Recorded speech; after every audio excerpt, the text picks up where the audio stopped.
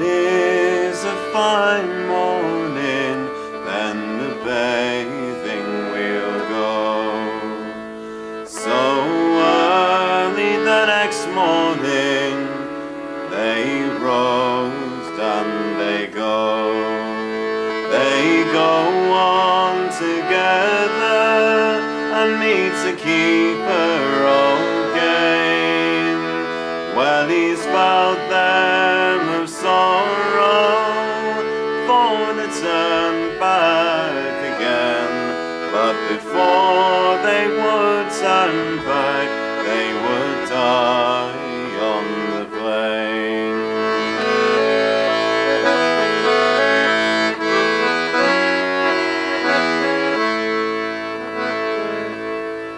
So they went on together till they came to the lake.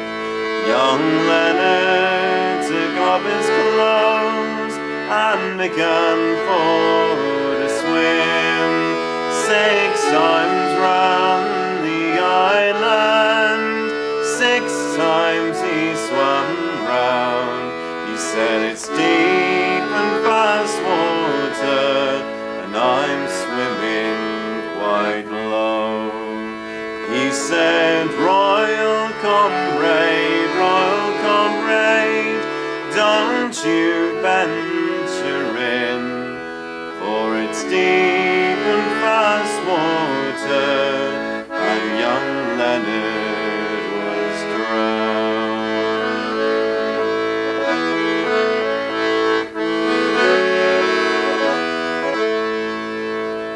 Well, early the next morning, his sister, she rose.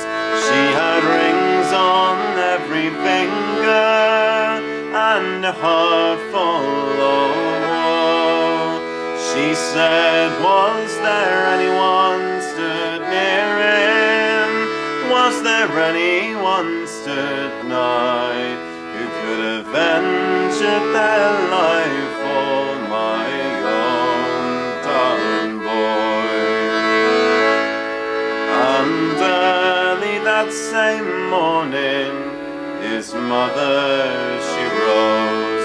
She had rings on every finger and a heart full of woe, saying, oh daughter, dear daughter, were you standing near? Was there anyone could see him? Did young Leonard go clear?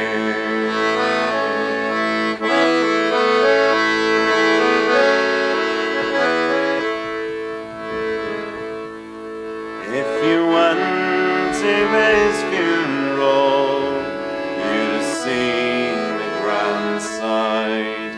There was 24 young girls, all dressed in milk white.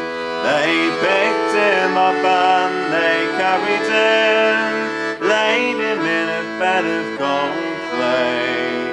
They bid adieu to young Leonard, and they all walked away.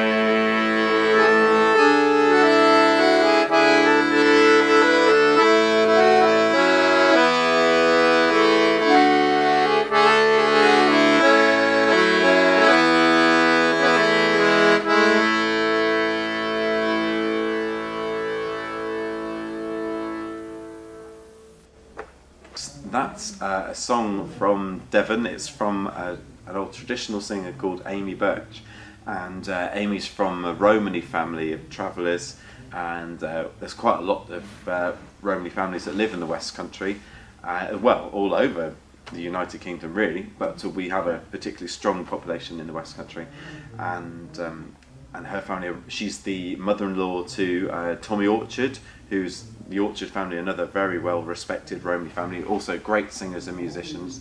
And I first discovered Amy at Dartmoor Folk Festival, singing in the King's Arms at the top of the village.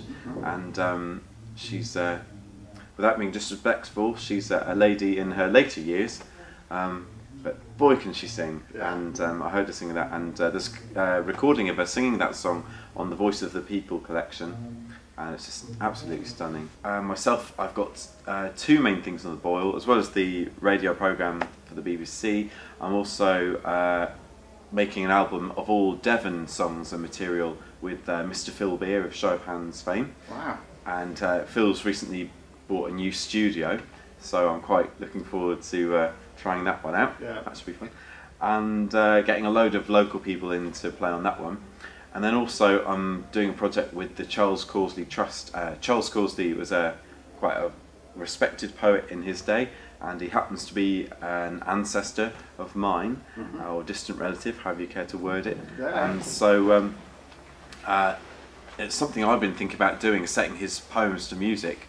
And one of the guys from the Charles Causley Trust heard that Morgan Causley had set one of his songs to music already, and they approached me and said, would you be interested in doing more? And I said, I've been thinking about it already. So we're making plans to make an album of that with some lovely people. And when are either of those two things due to happen?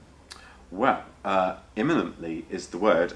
We haven't got any solid plans yet, but it's basically just pinning down all these people, so we haven't got a solid date yet, but hopefully by the summer is the plan.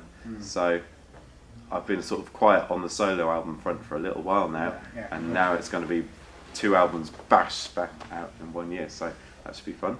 The plan with the Devon album is to do an album of songs from Devon that are lesser well known. There's a lot of songs obviously that are extremely well known, like Widdicombe Fair and Haverstock Goosey Fair. We like songs about fairs, I don't know why, and all sorts of things like that. So my mission is to do the unknown songs and bring it to a new audience. Do you find that people who've been coming to your gigs or know about folk are more aware of like the traditional Devonian tunes and stuff? I think people that live in the region probably are, because they hear it in the local clubs and sing-arounds, but maybe not on a wider scale. But actually I've been told by a few people that I've told about this idea that I wanted to do this, saying, oh, I don't think that would work, and it's a bit too small-minded and narrow, and it might put people off.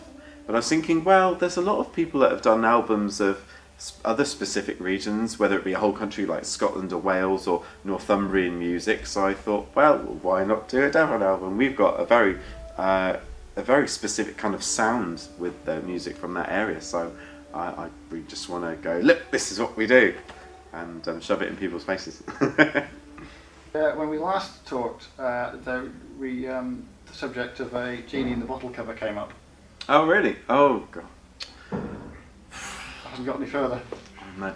The trouble is, it's not me holding that project back with the Genie in the Bottle thing or any Christina Aguilera cover. It's more the record companies. It's just I've somehow ended up doing this folk singing thing, as you can tell, and you kind of get labelled into that. But then the labels that I approach are not really that positive about Christina Aguilera material. I think they're very close-minded, actually. No, absolutely. It would be a very I think it's very very special well. thing We've to already hear. heard Spies and Bowden do a really good cover of a Britney Spears song, actually. Really? Yeah. What's that one? Oh, they do a really good cover of that one. Did they?